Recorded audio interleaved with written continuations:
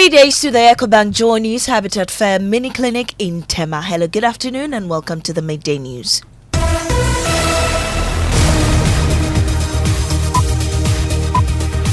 The news is live on Joy 99.7 FM, hits 103.9 FM in Accra, on Love 99.5 in Kumasi, myjoyonline.com. We're also live in all 16 regions of Ghana via various affiliates, live on X Spaces and Facebook. The Midday News is supported by Petrosol Platinum Energy, Energizing Dreams. Coming up, NDC Sublekuma North MP-elect Irabna Obin sworn in, giving the NDC party a supermajority in Parliament. I, Obin Irabna, charge the duties of a member of parliament. Discharge the duties of a member of parliament. So help me God. So help me God. We have details of the swearing-in ceremony that saw minority MP stage a walkout. I'm very sorry, and I say this with a lot of difficulty, that if that is the turn of event, then we in the minority, for the records, cannot be part of the swearing-in. We're live in Parliament with the very latest. Also coming up, growing rift within top ranks of the NPP as the party's national treasurer petitions the National Executive Committee to suspend implementation of a motion adopted at the recent National Delegates Conference, which seeks to transfer his reporting line from the national chairman to the general secretary. We'll tell you why. Also coming up, meanwhile, former majority leader Osei Che Mensah says the NPP risks a divided front in 2028 unless Dr. Bawumia wins the flag bearership by landslide to affirm his leadership.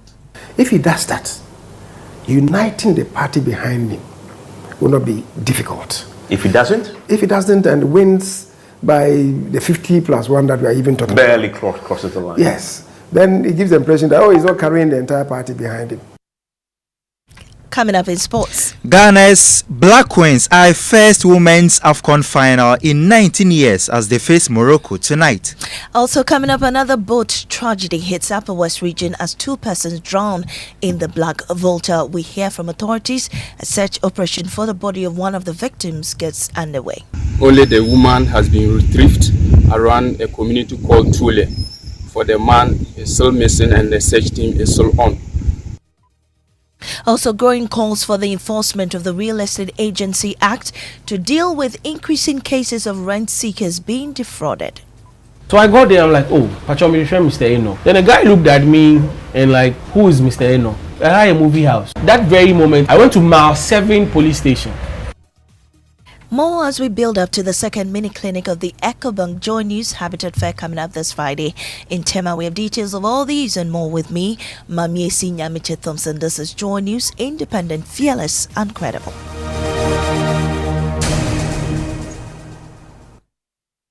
This afternoon, the National Democratic Congress Ablekuma North MP-elect Irabna Obin has been sworn in, giving the NDC party a supermajority in Parliament.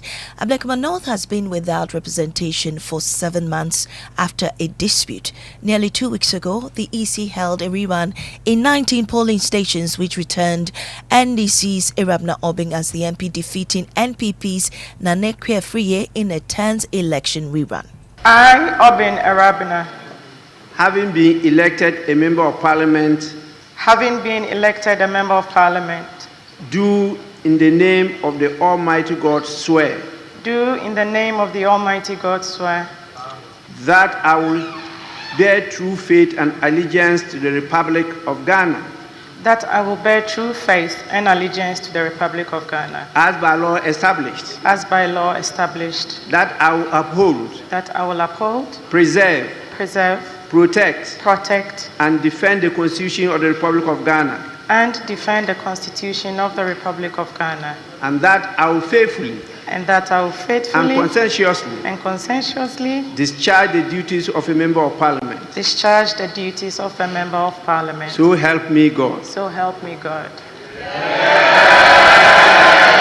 Well, just before the swearing-in, the minority side staged a walkout. Listen to what transpired when the minority attempted to arrest the swearing-in. I want to make a quick comment, before the member-elect is sworn in, and I seek your indulgence to do this quickly before, with the greatest of respect, before the member-elect is sworn in, if you may. It will be a surprise to all of us. And I don't think that at this stage, this side of the House wants to support that move. I think that we should swear her in. After we have sworn her in, then whatever comments leadership may make, you can indulge us to make it.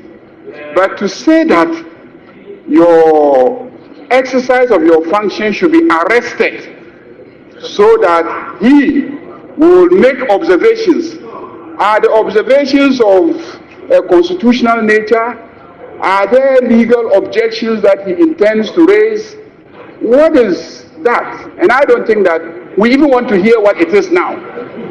We are happy to hear it after the process is consummated. After the process is consummated. So I urge the Chief Whip on the Minority Whip to hold his fire. If he could not arrest anything at the Electoral Commission and could not arrest it at the police station, it is not here this morning that he's going to be able to arrest anything. So I beg you, Mr. Chief Whip, Whip of the minority side, please hold your fire. Let the Speaker swear in the young lady. I know you didn't take her phone number. You can get it afterwards. And then we can have the opportunity to make our normal ceremonial speeches and comments. So I beg you, let's not drag this matter. Let's have the swearing in, and then we can move to comments that both sides of the House may make. Well, let's get more on this from our Parliamentary Affairs correspondent, Kweku Asante. Kweku, what did the Speaker say about this attempt by the minority? Well, the Speaker sided with the majority leader's points that when it comes to this matters, and this is not the first time a member of Parliament is being sworn in midstream, the convention and the practice is to swear in the member first, which is a constitutional obligation on the Speaker, and after that, the members of Parliament, particularly the leadership of the caucuses, are allowed to make comments. And so it will be premature for the minority to insist to have a say prior to the member being sworn in. And so that attempt by Frank Anodampreh to speak was blocked. But the minority will not take that line down. Frank Anodampreh was again back on his feet, insisting that if they will not be allowed to make the preliminary comments they want to make before the swearing in, then they will not be part of the swearing in. And then he proceeds to walk out together with the members of his side who are present. Listen. I will forever respect you. And the leader also knows that Order 5 is not in ambiguity. It's clear. And those powers of the Speaker cannot be challenged by the majority leader. Speaker, I seek your leave to make a plenary comment, and then I think we can go ahead and do the swearing in. Speaker, I'm at your discretion, and I seek your blessing as a father of this House to give me the opportunity to make a short comment. Honorable members, the Minority Chief Whip, on behalf of the minority, has given notice that they have something to say. And so that will be said after I have sworn in the candidate.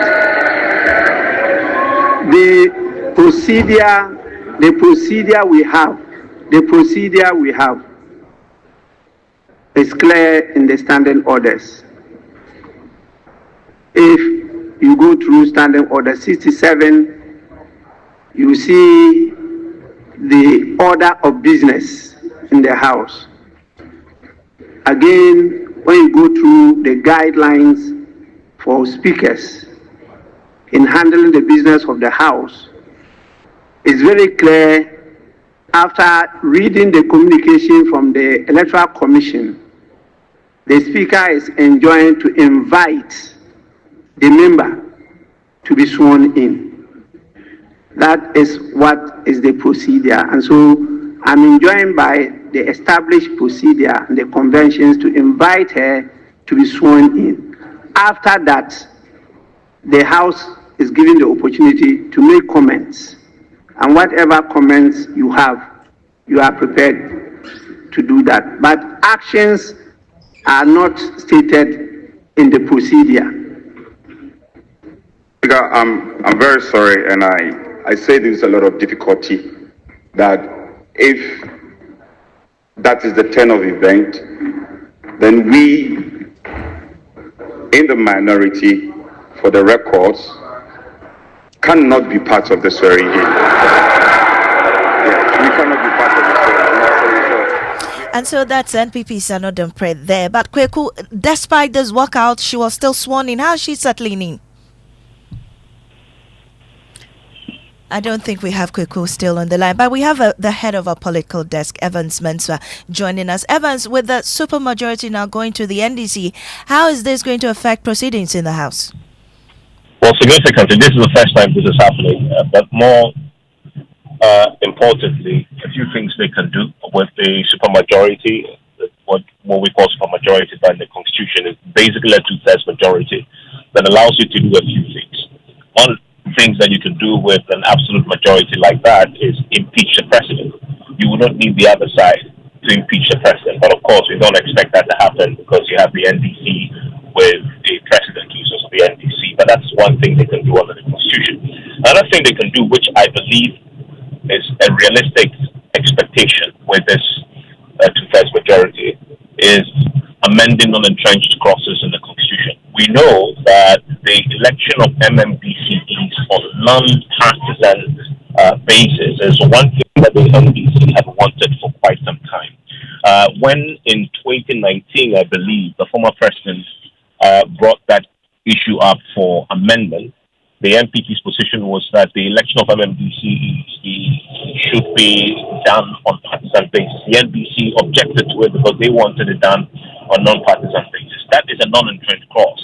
The last time when I spoke to the national chairman, they want to still go ahead with that amendment of the Constitution. And I believe that now that they have this one additional seat on their side, getting to first majority, we should realistically expect that to bring this up again in the floor of Parliament. And they really do not need the MPP side now that they have the additional number there to get the first majority to have that amendment. All right. Thank you so much, Evans Mensah. He's head of our political desk. Let's stay a while longer in politics. A deepening rift is emerging within the top ranks of the new Patriotic Party as National Treasurer Dr. Charles Drumner petitions the party's National Executive Committee to immediately suspend the implementation of Motion 38, a controversial constitutional amendment passed at the party's National Delegates Conference at the weekend. In a petition dated July 21, 2025, Dr. Drumner described the motion as a threat to the party's internal financial controls and an assault on its organizational structure. He argues that the amendment was introduced without proper consultation and pushed through without giving delegates enough time to understand its implications. In the studio with me is Elton Brobe, a member of our political desk, with more on this. Elton, what is Motion 38? Well, Motion 38 amends Article 1073 and 10.8 of the MPP's constitution. Now, this transfers the reporting line of the National Treasurer from the National Chairman to the General Secretary. In effect, the General Secretary will already act as the party spending officer or the Chief Executive, would now also supervise the Treasurer's work. But Dr. Jamina insists the change erodes the checks and balance built into the party's operations. According to him, this restructuring effectively collapses the independence of the Treasury arm, making it a subset of the Secretariat, a move he says threatens financial discipline within the MPP. He further warns that placing the treasurers under the General Secretary, who also authorizes spending, removes critical oversight, particularly from the National Chairman and Finance Committee. This, he says, is against standard financial protocols. For him, it is a recipe for reckless expenditure.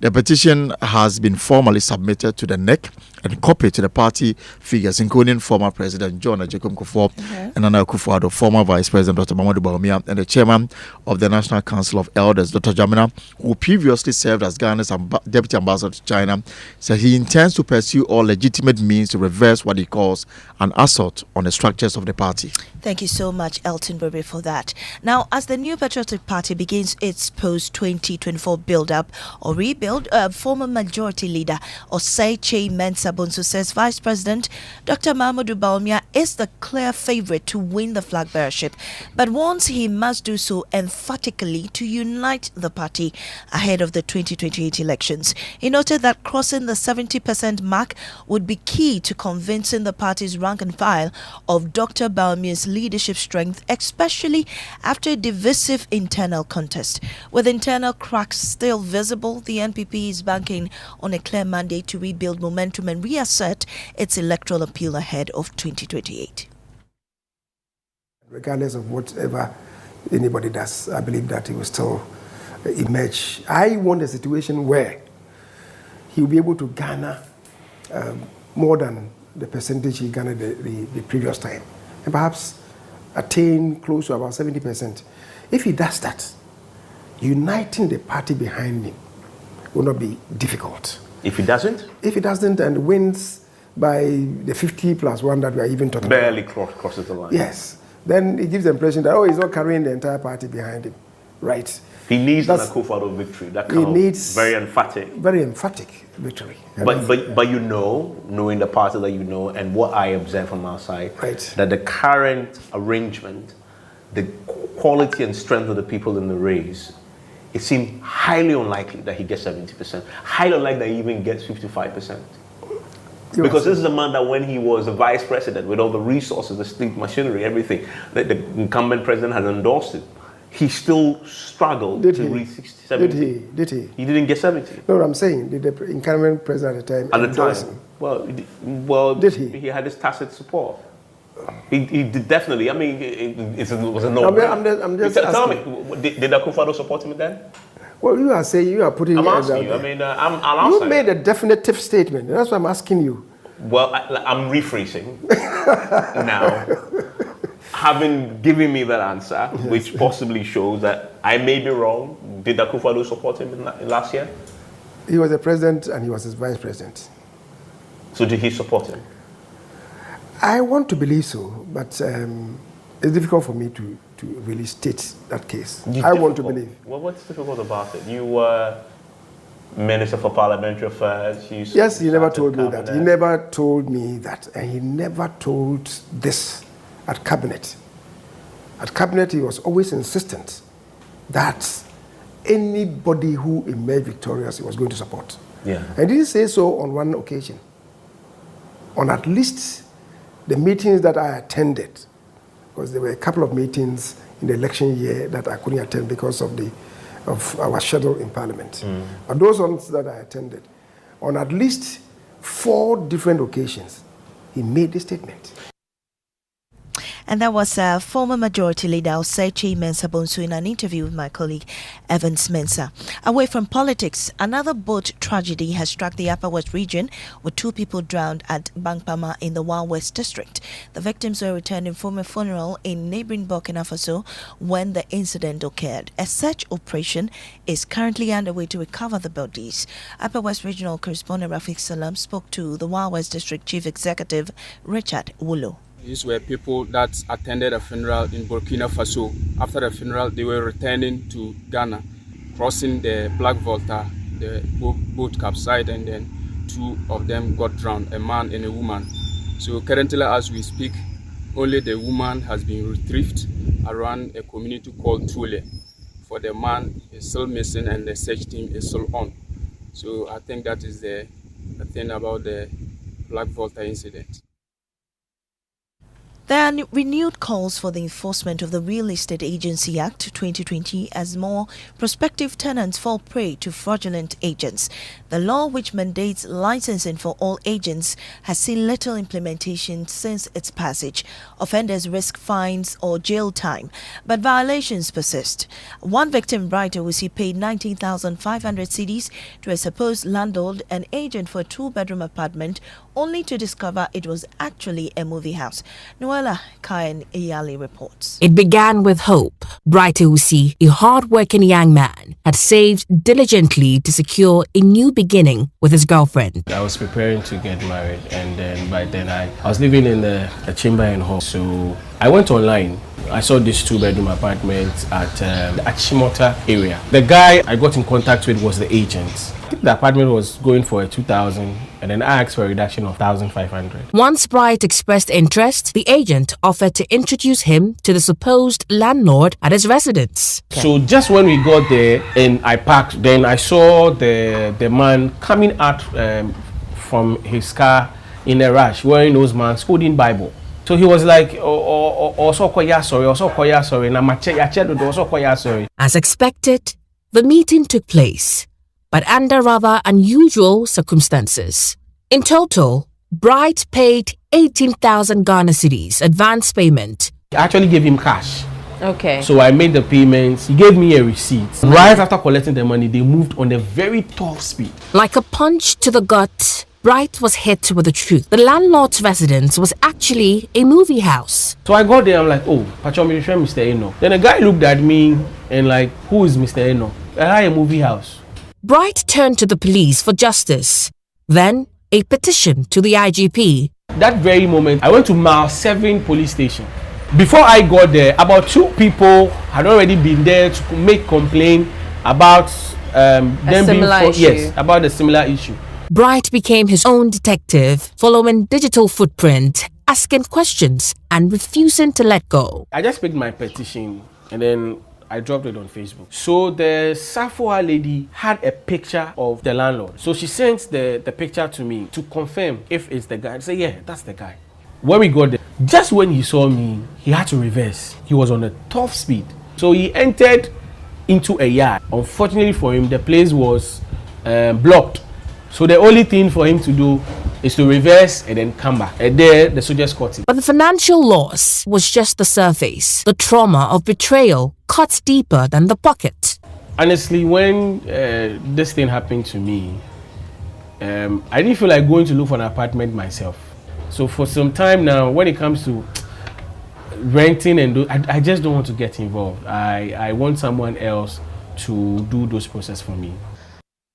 Well, these and more are the issues for discussion at the second mini clinic of the EcoBank Journeys Habitat Fair coming up this Friday, Saturday and Sunday in Tema. Here's General Manager Sales and Marketing at Multimedia Group, David Max Fuga. This weekend, we've assembled over 30 exhibitors who are exhibiting everything housing, everything home house. So you have home appliances, people dealing with home appliances setting up there. You have people who are dealing in blocks, in cement, in iron rod, in roofing shades, in doors, in windows. Everybody who has something to do in the housing value chain will be available this weekend at the Community 7 premises of the EcoBank. The objective is to put everything housing under one roof. So people walk in, buy the needs or to assess their needs. So you don't need to walk around comparing price. The objective for this weekend is to bring Habitat Fair close to the doorsteps of people living in Tema or the environs. So from Tema to all the way to Chopoli, beyond Chopoli, Adan, Teshi, Nungwa.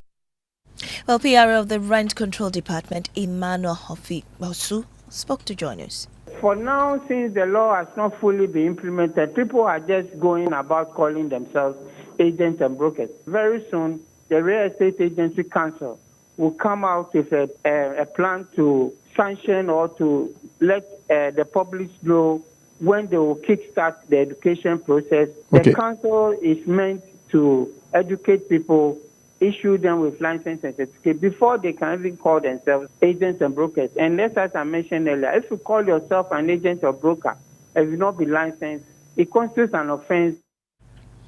Well, do make a date for the second mini clinic of the EcoBank Joy News Habitat Fair between 25th and 27th of July 2025. That's this weekend at the Tema EcoBank office, Community 7 traffic light. You're still listening to the midday news on Joy 99.7 FM. We'll take a break. We return with sports, and also Supreme Court reverses 5-year-old bench warrant against Kelvin Taylor in 4-1 majority decision.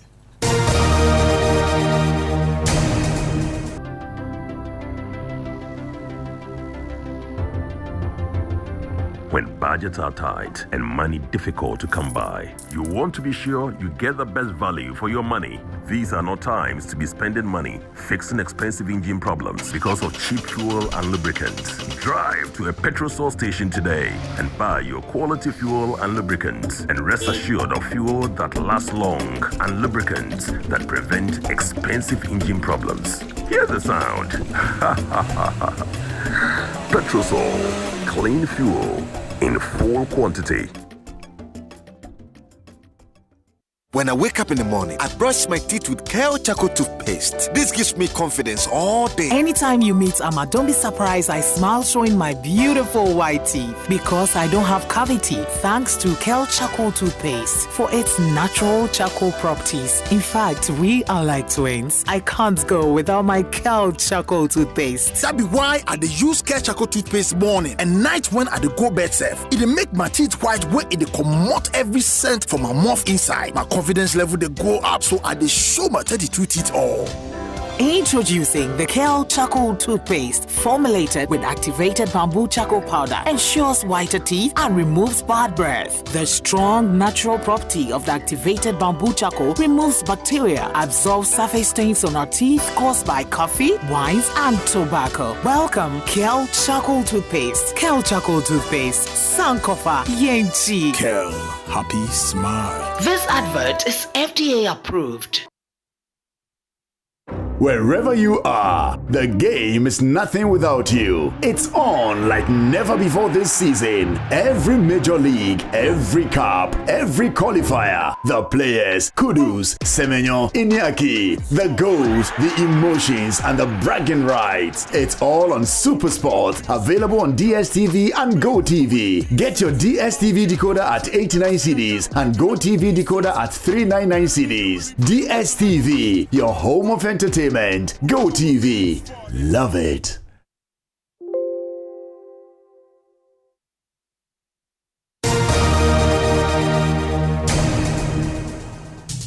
Welcome back to the Midday News. Mubarak, what's for sports? Yes, Mami, Ghana's Black Queens are chasing a final or a place in the final of the Women's AFCON for the first time since 2006. But standing in their way is host nation Morocco, who are unbeaten so far and have scored 10 goals, the most in the competition. Ghana head coach Kim Las-Bjorkegren is fully aware of the challenge ahead. Know the team pretty well. It was actually my first game as a coach for Ghana against Morocco. It was a tight game. We had our chances to win that game. In the end, we lost in the last minute, if I remember right. But of course, we know that they have quality in the defense line, in the midfield, and in the attack, and also a decent goalkeeper. But we also know that, like all of the teams, they have some weaknesses as well. So we just need to push harder and, like I said, hopefully have a good game. Yeah, so the match kicks off at 7 p.m. and we've got live commentary for you. Definitely, we'll stay tuned. And the Supreme Court has quashed the 2020 bench warrant for the arrest of social media commentator Kelvin Taylor, citing lack of due process. In a 4-1 majority decision, a 5-member panel presided over by Justice Umoro Isifo-Tanko ruled that the warrant issued by Justice Eric Che Bafo, now a Court of Appeal judge, violated Taylor's right to due process. The court granted an application for certiorari filed by Mr. Taylor's lawyers, arguing that the bench warrant was issued without giving Mr. Taylor a chance to be heard. Justice Ernest Gaiwu dissented from the majority decision. And this takes us to what's trending on social media. Anna Shilevi joins me. Where's your better house? Oh, man, I mean, she has a number of stories to cover on the field. So she's on the field, eh? Yeah. We are missing I mean, guess what? Number one in the trends is your last story, Kelvin Taylor. It's got social media really talking. People are wondering, how did he even come to the country? So, Ayediasu Public says that seeing Kelvin Taylor in Ghana confirms that he was sneaked in, he was shielded, protected, housed by government, and handed a Supreme Court victory on his first public appearance. We have Kojo Prama say that now anybody can insult any leader, peddle falsehood accusations, and go free. Whatever NDC is doing would account for someday. So that's what we have in the trends. Kevin Taylor takes it, Well, it's not surprising, is it? He has such a huge following too on social media. Yeah. Well, that's how we end this afternoon's bulletin here on your 99.7 FM. Up next is Living Word with Pastor Mensah Otobo.